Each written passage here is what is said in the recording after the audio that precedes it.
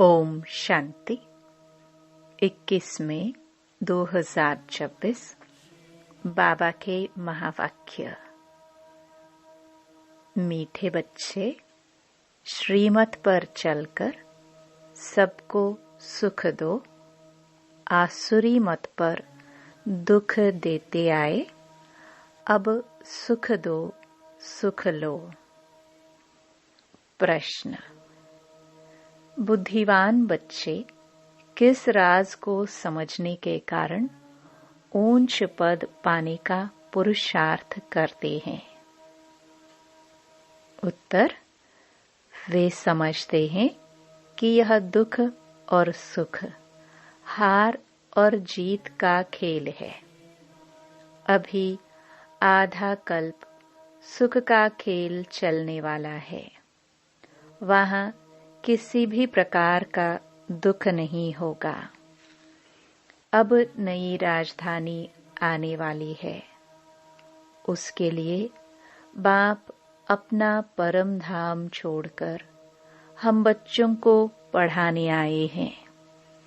अब पुरुषार्थ कर ऊंच पद लेना ही है। गीत: बदल जाए दुनिया, न बदलेंगे हम। ओम शांति। मीठे मीठे बच्चों ने अर्थ समझा। यहाँ कोई कसम खाने की दरकार नहीं है। यह तो आत्मा में समझ चाहिए। आत्मा तमो प्रधान होने के कारण बिल्कुल ही बेसमझ हो गई है। बच्चे जानते हैं हम कितने बेसमझ थे, अब कितने समझदार बने हैं। दूसरे सत्संग आदि में यह बातें होती नहीं। वह शास्त्र, रामायण आदि पढ़ते हैं। एक कान से सुना, दूसरे कान से निकल जाता है। कोई प्राप्ति नहीं। यज्ञ, तप, दान, पुण्य आदि बहुत करते हैं। धक्के खाते रहते हैं। प्राप्ति कुछ भी नहीं। इस दुनिया में कोई को सुख है नहीं। अब बाप सारी समझ देते हैं। सबको सुख शांति देने वाला एक ही बाप है। मनुष्य तो बिल्कुल ही घोर अंधियारे में है। भक्ति मार्ग वाले भी याद करते रहते हैं, हे दुख हरता, सुख करता, सद्गति दाता। देखो दुनिया में क्या लगा पड़ा है। सबको दुख लगा ही रहता है। जो भी मनुष्य मात्र हैं, किसको भी यह पता नहीं है कि बाप कौन है, बाप से क्या वर्षा मिलता है। बेहद के बाप को जानते ही नहीं। धक्के खाते रहते हैं शांति के लिए। अब यह किसने कहा कि मन की शांति चाहिए? आत्मा कहती है। यह भी मनुष्य नहीं जानते हैं। देह अभिमान है ना। साधु संत आदि सब दुखी हैं। सब शांति चाहते हैं। बीमारी आदि तो साधु संतों को भी होती है। एक्सीडेंट होते हैं। दुनिया में दुख के सिवाय और कुछ तो है नहीं। अभी तुम बुद्धिमान बने हो।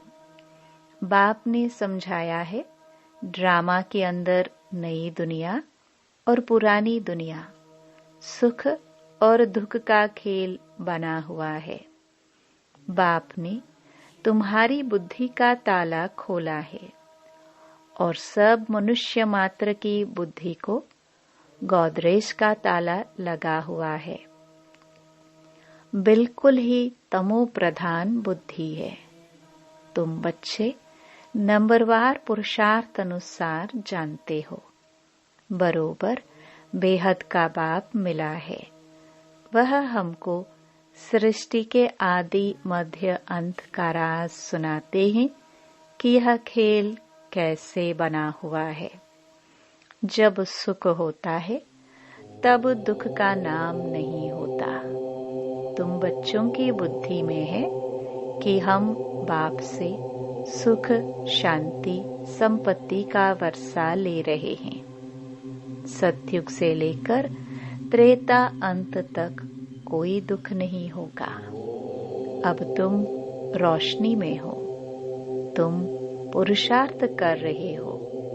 अपनी राजधानी में एक दो से ऊंच पद पाए। यह स्कूल है बेहद का। बेहद का बाप पढ़ाते हैं। तुम जानते हो वह हमारा मोस्ट बिलवड बाप है, जिसकी अपरम अपार महिमा है। वह ऊंच ते ऊंच बाप श्रीमत देते हैं। बाकी सब मनुष्य मात्र आसुरी मत पर एक दो को दुख ही देते हैं। तुम्हें श्रीमत पर सबको सुख देना है। इस ड्रामा में हम एक्टर्स हैं। यह कोई भी नहीं जानते। तुम बच्चे अब समझते हो इस ड्रामा में भारतवासियों का ही ऑलराउंड पार्ट है। आगे तो तुम कुछ भी नहीं जानते थे।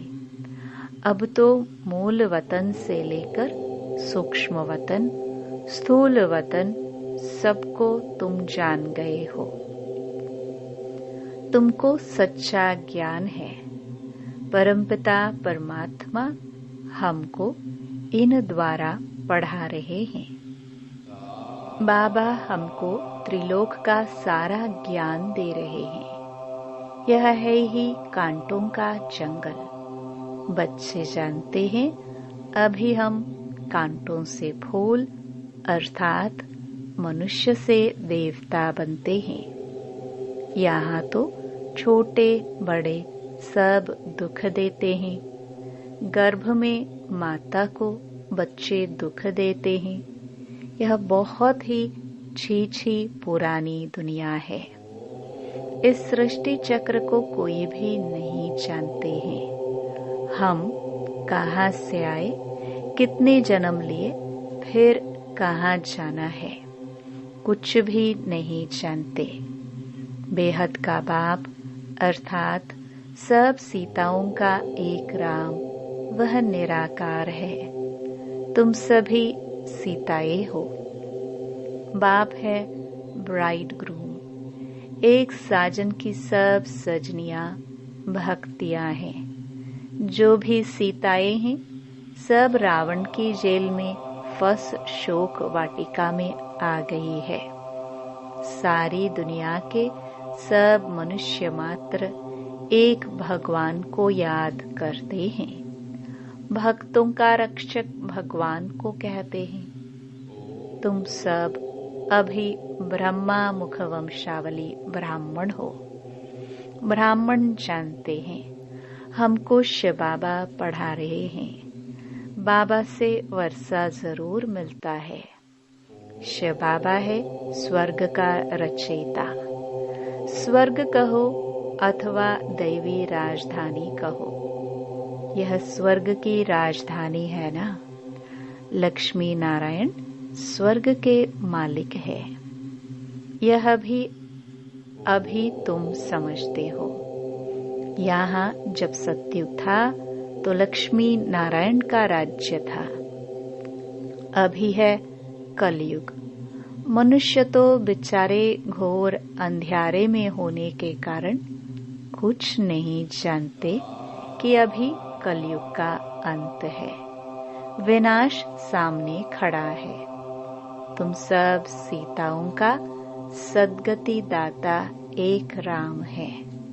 सीताएं सब दुर्गति में हैं, परंतु यह कोई समझते थोड़े हैं कि हम दुर्गति में हैं।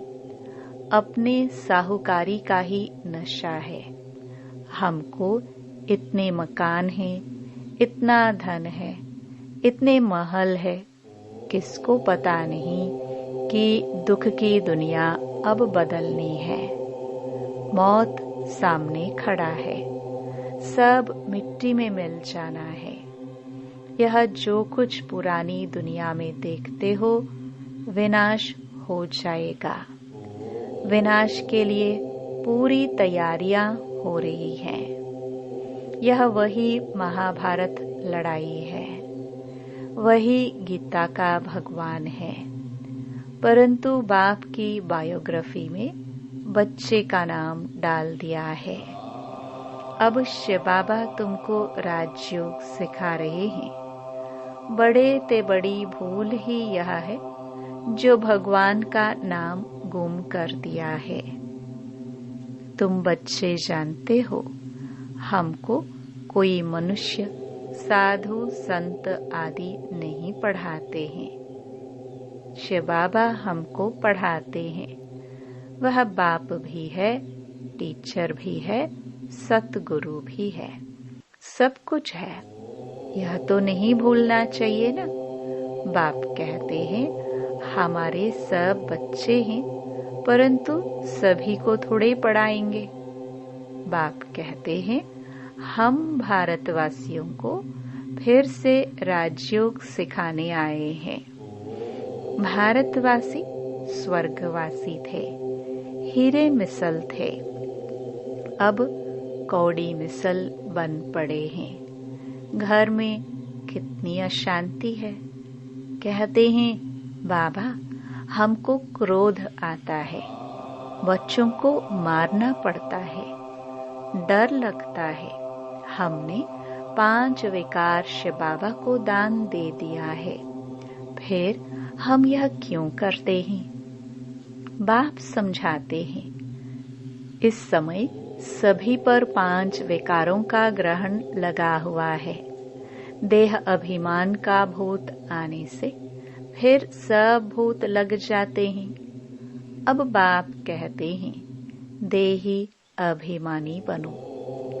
अभी तुमको समझ मिली है। सत्युग में भी हम आत्म अभिमानी थे।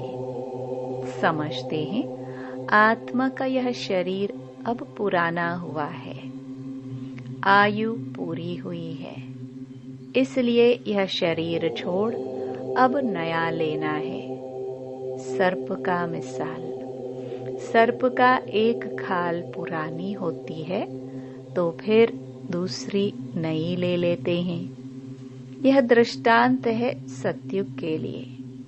वहां तुम ऐसे शरीर छोड़ते हो, दुख की कोई बात नहीं रहती। यहाँ कितना दुख होता है, रोना पीटना आदि रहता है। अब तुम बच्चे जानते हो यह पुरानी खाल है, यहाँ कोई नई खाल नहीं मिलनी है। यह अंतिम पुरानी जूती है। अभी तुम उनसे तंग हो गए हो। वहां तो खुशी से एक शरीर छोड़ दूसरा लेते हैं। इन बातों को भी तुम समझते हो। यहाँ कितने नए आते हैं, समझते थोड़े हैं। 2-4 रोज यहाँ से समझ कर जाते हैं, फिर भूल जाते हैं। हाँ, अच्छी रीति सुना, खुशी हुई तो प्रजा में आ जाएंगे। प्रजा भी तो ढेर बननी है ना। यह है ईश्वर का दर अथवा घर। तुम ईश्वर के घर में बैठे हो। परम पिता अपना परम धाम छोड़ यहाँ साधारण तन में आकर बैठा है। वहां तो बाप के पास आत्माएं रहती हैं। यहाँ संगम पर बाबा खुद आया है पतितों को पावन बनाने। उनको शिव निराकार ही कहते हैं। निराकार बाबा को आत्माएं ओ गॉड फादर कह पुकारती है। मनुष्य बिगर समझ के कह देते हैं ओ गॉड फादर। इन लक्ष्मी नारायण को भी यूरोपियन लोग भगवती भगवान कहते हैं। इन्हों को ऐसा किसने बनाया? इन देवताओं को कहते हैं आप सर्वगुण संपन्न, 16 कला संपूर्ण हो। फिर खुद को क्या कहते हैं? यह नहीं जानते कि यह भी मनुष्य है। भारत में ही राज्य करके गए हैं, उनके आगे जाकर महिमा गाते हैं। अपने को नीच पापी कहते रहते हैं। श्री कृष्ण के मंदिर में भी जाकर महिमा करेंगे, शिव की यह महिमा नहीं करेंगे। उनकी महिमा अलग है। अक्सर करके शिव के पास जाते हैं तो कहते हैं भर दो झोली, फिर कह देते हैं वह भांग पीने वाला है, धतूरा खाने वाला है। अरे वहाँ भांग धतूरा कहाँ से आई? कुछ भी समझ नहीं। मांगते रहते हैं पति चाहिए, ये चाहिए। दीपमाला पर भी लक्ष्मी का आह्वान करते हैं। वह है कौन, यह किसको भी पता नहीं। 8-10 भुजाएं कभी होती है क्या? यह चतुर्भुज रूप दिखाते हैं क्योंकि प्रवृत्ति मार्ग है। उनका नाम विष्णु रख दिया है। लक्ष्मी नारायण तो सतयुग में रहते हैं। मनुष्य को यह पता नहीं कि विष्णु के 2 रूप लक्ष्मी नारायण द्वारा पालना होती है। चित्रों में लक्ष्मी को 4 भुजाएं दे देते हैं। 4 भुजा वाले को बच्चा होगा तो उनको भी 4 भुजा होनी चाहिए। कुछ भी समझते नहीं है। तुम अभी समझते हो। बाबा जब तक नहीं आए थे तो हम भी कुछ नहीं जानते थे। अभी सारे विश्व के आदि मध्य अंत को जान गए हो। बाप आकर पतित दुनिया को पावन बनाते हैं। बुलाते भी हैं, हे पतित पावन आओ। अब परमात्मा कैसे आए? कैसे आकर पतितों को पावन बनाए? बाप कहते हैं 5000 वर्ष पहले हमने दैवी स्वराज्य बनाया था। फिर तुमने 84 जन्म कैसे लिए? यह समझ आगे तुम्हारी बुद्धि में बिल्कुल नहीं थी। इस ब्रह्मा को भी पता नहीं था। राधे कृष्ण लक्ष्मी नारायण की पूजा करते रहते, परंतु यह भी पता नहीं कि राधे कृष्ण ही स्वयंवर के बाद लक्ष्मी नारायण बने हैं। इसलिए प्रिंसेस राधे प्रिंस श्री कृष्ण कहा जाता है। स्वयंवर के बाद महाराजा महारानी बनते हैं। यह जो खुद बन रहे हैं उनको भी पता नहीं था। भल कोई को दीदार भी होता है, परंतु कुछ भी समझते नहीं। फिर भी भक्तों की भावना अल्पकाल के लिए पूरी करने मैं साक्षात्कार कराता हूँ। यहाँ तो ध्यान दीदार की बात ही नहीं। बाप तो समझाते हैं साक्षात्कार में माया प्रवेश कर लेगी तो तुम पद भ्रष्ट हो पड़ेंगे। बहुत आकर कहते हैं हमको शिव बाबा का साक्षात्कार हो। अरे तुमको समझाया जाता है फायरफ्लाई कितना छोटा होता है, आंखों से देखा जाता है। आत्मा तो उससे भी छोटी बिंदी है। जैसे आत्मा है वैसे ही परमात्मा का रूप है। साक्षात्कार भी होगा तो उसी छोटी बिंदी का होगा। यह तो छोटी सी बिंदी है जो भ्रकुटी के बीच में रहती है। आत्मा का साक्षात्कार हो तो भी समझेंगे कुछ नहीं। तुम बच्चे जानते हो, अभी हम शिव बाबा की संतान हैं। सब ब्रह्मा कुमार कुमारियां शिव बाबा से वर्षा ले रहे हैं। हमारी एम ऑब्जेक्ट ही यह है। स्टूडेंट है ना, तुम कहते हो बाप से सहज राजयोग सीखने आए हैं। यह एम ऑब्जेक्ट है। हम बच्चों को भूलना नहीं चाहिए। भक्ति मार्ग में भक्त लोग देवताओं के चित्र साथ में रखते हैं। फिर तुमको यह त्रिमूर्ति का चित्र पॉकेट में रखना चाहिए। इस शिव बाबा द्वारा हम यह लक्ष्मी नारायण बन रहे हैं। अच्छा, मीठे मीठे सिखिलदे बच्चों प्रति माता पिता बाप दादा का याद प्यार और गुड मॉर्निंग। रूहानी बाप के रूहानी बच्चों को नमस्ते। धारणा के लिए मुख्य सार। पहला, शिव बाबा को विकारों का दान देकर फिर कभी वापस नहीं लेना है। देह अभिमान के भूत से बचना है। इस भूत से सब भूत आ जाते हैं। इसलिए आत्म अभिमानी बनने का अभ्यास करना है। दूसरा, ध्यान दीदार की आश नहीं रखनी है। एम ऑब्जेक्ट को सामने रख पुरुषार्थ करना है। श्रीमत पर सबको सुख देना है। वरदान, करावनहार की स्मृति से स्वयं में सदा निर्माण का कार्य करने वाले कर्मयोगी भव।